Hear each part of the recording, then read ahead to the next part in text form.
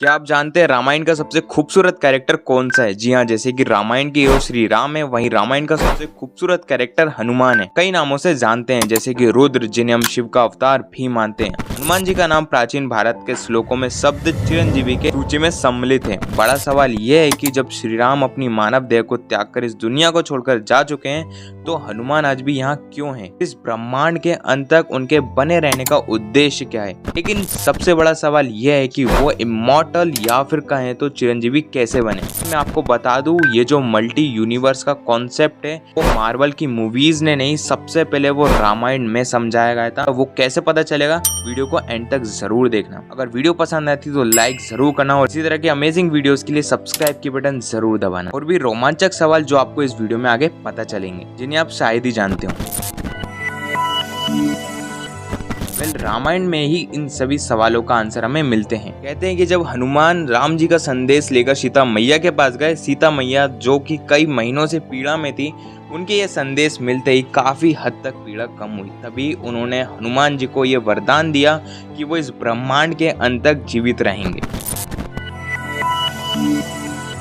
हनुमान जी चिरंजीवी कैसे बने, इस बात का आंसर उनकी एक बचपन में हुई एक घटना से भी मिलता है। बचपन में हमारे king super hero Hanuman ji आसमान में चमकते हुए लाल सूरज को फल समझकर निगलने ही वाले थे कि इंद्र ने अपने वज्र से प्रहार, मूर्छित हो गए और वे आकर सीधा धरती पर गिर गए। उनकी हालत काफी गंभीर थी, उनका बचना भी असंभव था। अभी पवन देव, जिन्हें हम हनुमान जी के पिता के नाम से जानते हैं, उन्होंने अपनी सारी हवा रोक दी। संसार में बिना हवा के किसी भी जीव या जंतु का जीवित रहना असंभव था। ऐसे में 33 कोटि देवी देवता ने न सिर्फ हनुमान को ठीक किया, बल्कि उन्हें बहुत सारी शक्तियां और वरदान भी दिए, जिनमें से एक वरदान ये भी था कि वो ब्रह्मांड में अंत तक जीवित रहेंगे।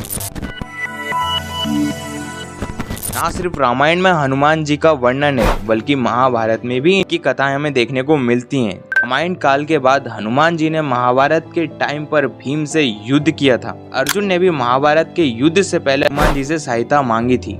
हनुमान जी ने सीधे तौर पर सहायता न करने की बजाय अर्जुन के रथ के ऊपर बैठे थे, अभी अर्जुन को कोई हरा नहीं पाया। युग के महान कवि तुलसीदास ने भी कहा है कि उन्हें रामायण की पूरी कथा हनुमान जी ने खुद सुनाई थी, और तभी जानकर उन्होंने इतनी सुंदर रामायण की चौपाइयां और हनुमान चालीसा की रचना की है। इन सब हिस्ट्री की कथाओं से ये तो पता चलता है कि हनुमान जी चिरंजीवी कैसे हुए, पर सवाल ये आता है कि अगर हनुमान आज भी जीवित हैं तो वो हैं कहाँ और सामने क्यों नहीं आते।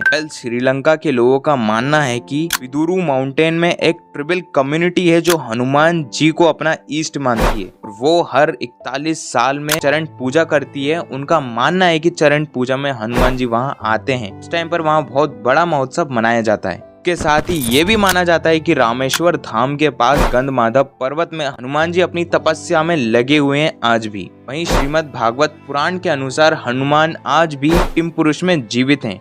किमपुरुष आज के ट्रिबल रीजन को कहा जाता है। वहीं कुछ और भी पौराणिक कथाओं के अनुसार कि जब रावण को मारकर श्री राम वापस अयोध्या आए और वह अपनी मानव देह त्याग कर अपने लोग वापस जाना चाहते थे, उस समय हनुमान जी पूरी अयोध्या को घेरे रखे थे। किसी भी रास्ते से श्री राम को ले जाने के लिए यमराज नहीं आ पा रहे थे। श्री राम जी ये अच्छे से जानते थे कि हनुमान जी के रहते हुए उनका अयोध्या से बाहर जाना असंभव है। इसीलिए श्री राम ने एक योजना बनाई। उन्होंने अपनी अंगूठी सरयू नदी में डाल दी। हनुमान जी से कहा कि वो सीता की आखिरी निशानी है और हनुमान जी उस अंगूठी को निकाल कर वापस लाएं। हनुमान जी चले गए अंगूठी ढूंढने। वो अंगूठी ढूंढते ढूंढते वो पाताल लोक पहुंच गए। वहां उनसे मिलते हैं भगवान शिव के गले की शोभा बढ़ाने वाले वासुकी नाग। वासुकी हनुमान से पूछते हैं कि यहाँ कैसे आना हुआ।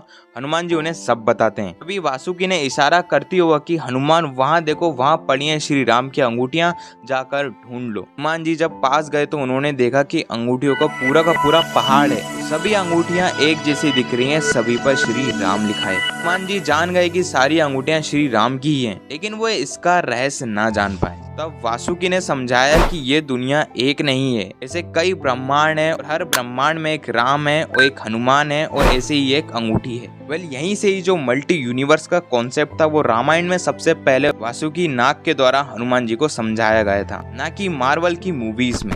और सीक्रेट बताना चाहूंगा, हनुमान जी जिस वासुकी नाग से बात कर रहे थे वो भी एक इमॉर्टल है। जब तक जीवित रहेगा जब तक शिव है। शिव को ही ब्रह्मांड की सच्चाई कहते हैं। हनुमान शिव का अवतार हैं। इसीलिए अब आप सब कुछ समझ गए होंगे कि हनुमान इमॉर्टल या फिर कहें तो चिरंजीवी क्यों हैं। अब क्वेश्चन ये आता है कि हनुमान जी का उद्देश्य क्या है अंत तक रहने का ब्रह्मांड के। हनुमान जी किसकी प्रतीक्षा में रुके हुए हैं, क्योंकि श्री राम तो चले गए हैं। आपको बता दें कि हनुमान जी भगवान विष्णु के आखिरी अवतार कल्कि की प्रतीक्षा में वो रुके हुए हैं, ताकि कल्कि की सहायता से कलयुग के अंत में कली राज का भी अंत कर सकें। हम सब लोगों को पता है कि हनुमान चालीसा के चौपाइयाँ कहती हैं कि हनुमान जी अष्ट सिद्धि नव निधि के दाता हैं। उनके पास 33 कोटि देवी देवताओं की शक्तियाँ और आशीर्वाद और वरदान है। हनुमान जी रुके हुए हैं ताकि वो कल्कि को अष्ट सिद्धि नवनिधि और शक्तियों का ज्ञान दे सकें। उम्मीद करता हूँ अब तक आपको काफी ज्यादा क्लियरिटी हो गई होगी हनुमान जी को लेकर। और हाँ, वीडियो बनाने में काफी ज्यादा मेहनत लगती है, तो प्लीज हमें अप्रिशिएट करने के लिए एक लाइक जरूर करना, चैनल को सब्सक्राइब कर देना, बिकॉज नेक्स्ट वीडियो विष्णु के अवतार परशुराम के बारे में आएगी, वो भी एक इमॉर्टल है। अगली वीडियो में हम जानेंगे परशुराम का रहस्य। जय हिंद, जय भारत।